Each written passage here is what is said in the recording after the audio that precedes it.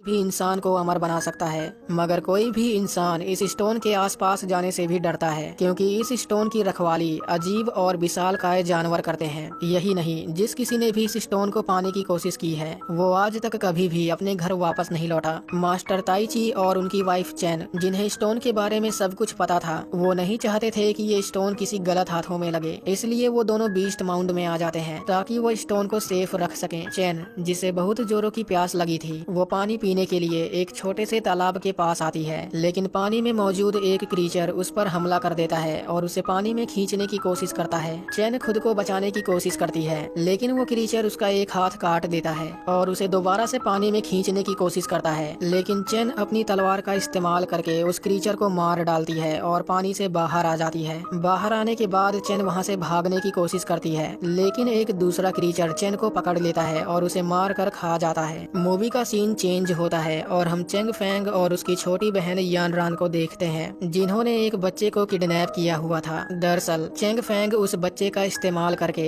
मो नेतियन को मारना चाहता था, क्योंकि आज से तकरीबन 20 साल पहले मो नेतियन ने स्टोन को पाने के लिए उसके पिता को मार दिया था। इसलिए वो मो नेतियन को मारकर उससे अपना बदला लेना चाहता था। अब हम मो नेतियन को देखते हैं, जो चेंग फेंग के बुलाए हुए पते पर पहुंच चुका था। मो नेतियन चेंग फेंग से अपने बेटे के बारे में पूछता है, जिस पर चेंग फेंग उससे कहता है, मैं अपने निजी मामलों में किसी मासूम को नहीं घसीटता। ऐसा कहकर चेंग फेंग मो नेतियन पर हमला कर देता है और उसे मारने की कोशिश करता है, लेकिन इसी बीच वहाँ पर मो नेतियन की बेटी किन आ जाती है और वो चेंग फेंग पर हमला कर देती है, जिसके बाद चेंग फेंग और किन दोनों आपस में लड़ने लगते हैं। मो नेतियन का बड़ा बेटा म्यूचू, जिसने यान रान को बंदी बना लिया था, वो वहाँ पर आकर उन्हें लड़ाई रोकने के लिए कहता है। म्यूचू मो नेतियन से कहता है कि इन्होंने बच्चे को मार दिया है, जिस पर यान रान उनसे कहती है कि ये झूठ बोल रहा है, हमने बच्चे को कुछ नहीं किया। वो लोग बच्चे को लेकर एक दूसरे से बहस करने लगते हैं, लेकिन उसी समय वहाँ पर एक विशालकाय जानवर आ जाता है और वो एक एक करके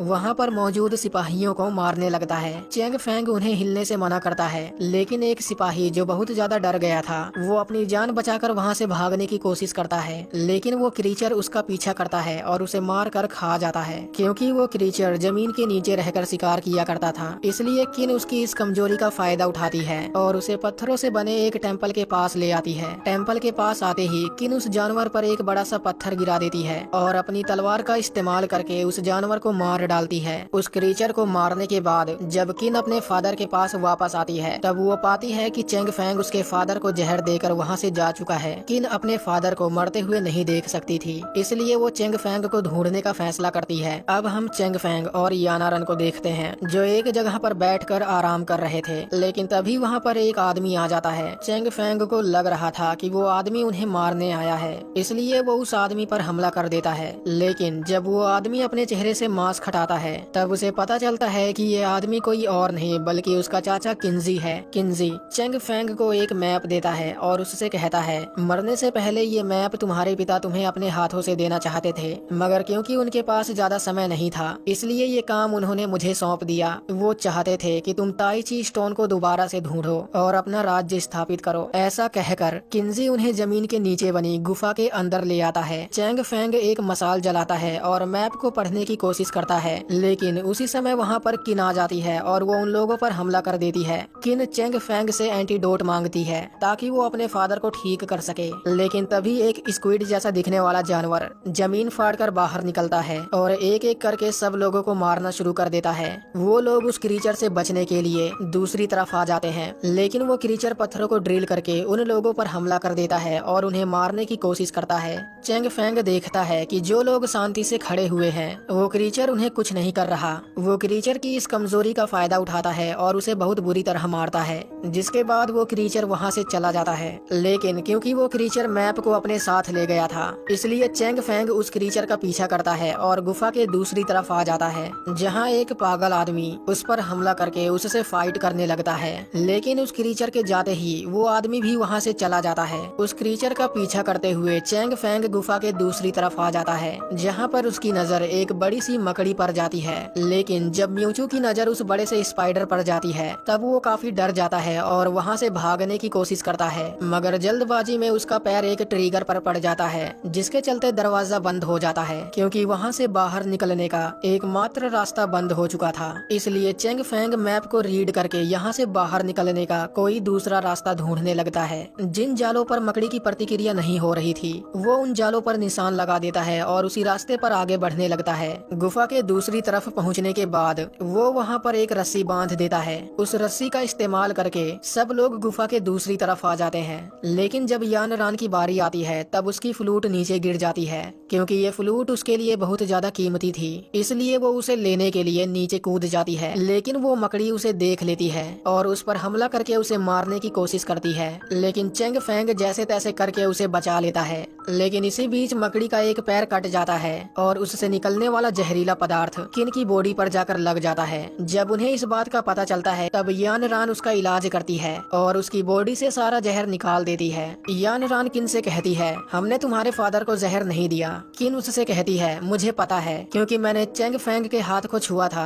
वो गर्म थे, जबकि हैंगिंग पाम जहर देने वाले का शरीर ठंडा होना चाहिए। किन के ठीक होने के बाद वो लोग आगे बढ़ने लगते हैं, लेकिन वो पागल आदमी उनका पीछा करते हुए वहाँ पर भी आ जाता है। वो चेंग फेंग पर हमला करके उससे मैप लेने की कोशिश करता है। याना रन को लग रहा था कि किन्जी ने ही किन के फादर को जहर दिया है, इसलिए वो उस पागल आदमी से मैप लेकर हवा में एक पाउडर छिड़कती है, जिसके बाद वो आदमी वहाँ से चला जाता है और किन्जी की तबीयत अचानक से ही खराब होने लगती है।